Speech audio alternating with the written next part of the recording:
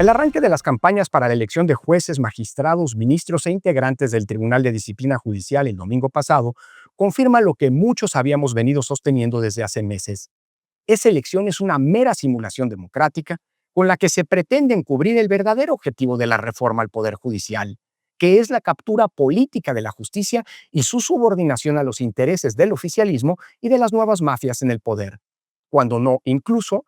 al de los poderes fácticos, legales e ilegales que operan en el país.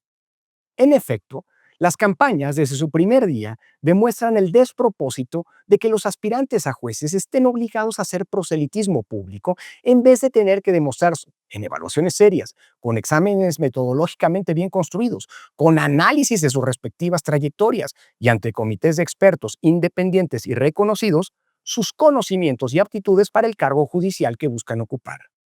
Y cuando hablo de comités de evaluación serios, no me refiero, por supuesto, a las bufonadas representadas por los respectivos órganos designados por los poderes legislativo y ejecutivo para seleccionar a las candidaturas, que fueron copados por personajes desconocidos, esencialmente mediocres y claramente vinculados con el oficialismo y sus intereses. El único comité de evaluación del que podía esperarse una ponderación seria y no sesgada políticamente era el del Poder Judicial, pero por una decisión vergonzosa de la Sala Superior del Tribunal Electoral, hoy completamente subordinado a la voluntad del gobierno y su partido, se determinó que los candidatos de ese poder debía decidirlos el Senado, que está controlado por Morena y sus aliados. Cuando escuchamos los dichos de las y los candidatos, queda claro por qué en las democracias serias no se eligen ni se han elegido a los jueces. Y es que las propuestas de campaña que miles de aspirantes han empezado a difundir en las últimas horas en mítines, que son eso aunque el INE, vuelto una caricatura de la institución que hasta ahora había sido, los prohíba o los llame reuniones informativas públicas, así como en las redes sociales, son verdaderamente preocupantes. Y no me refiero a quienes hacen publicidad en redes de un modo más propio de un concurso de belleza o de la flor más bella del ejido, o bien utilizando el albur o estrategias propagandísticas verdaderamente patéticas, como la estrategia para enganchar a las y los votantes, sino a quienes al tener que hacer promesas de campaña inevitablemente terminan prejuzgando sobre los temas que, en su caso, tendrán que pronunciarse, o bien tomando partido y forjando compromisos que le dan al traste a la imparcialidad que requiere en principio la impartición de justicia.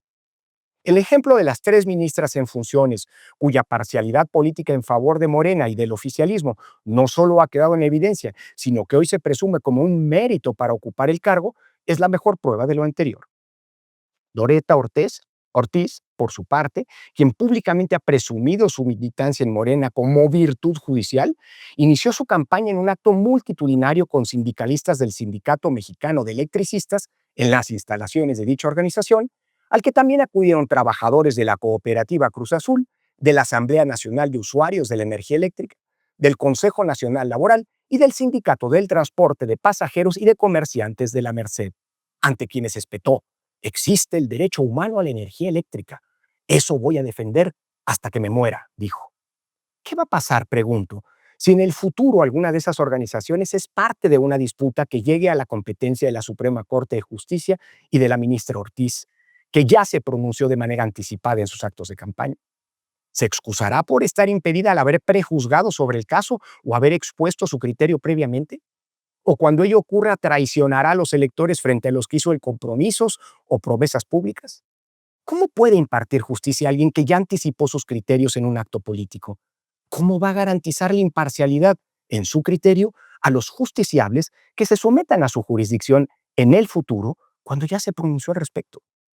La señora Esquivel, por su parte, inició su campaña en Ecatepec, en un acto con trabajadores del CENTE, el Sindicato Nacional de Trabajadores de la Educación, ante los que expresó: mi compromiso es claro, ni un paso atrás en la lucha contra la corrupción.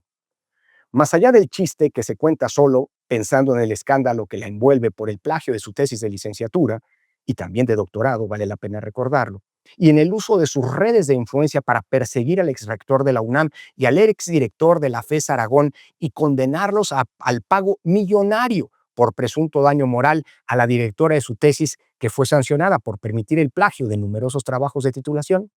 ¿Qué va a pasar cuando algún asunto del CENTE llegue al conocimiento de la ministra, cuando ha generado inevitables compromisos públicos con ese sindicato al solicitarle a sus agremiados el voto a su favor.